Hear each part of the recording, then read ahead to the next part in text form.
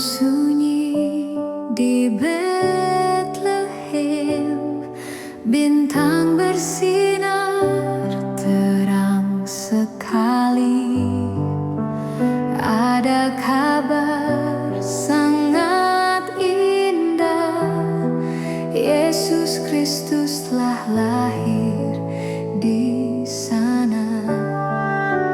Dia datang bukan di istana, hanya di palungan yang sederhana.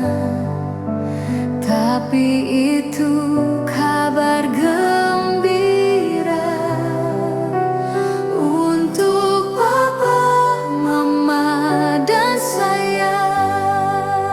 Yesus lahir, Juru Selamat dunia.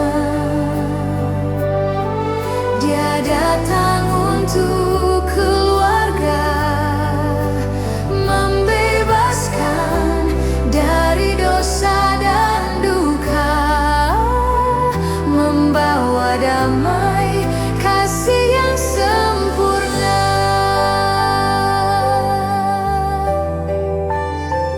Keluarga kecil Maria dan Yusuf menyambut raja dengan hati tulus.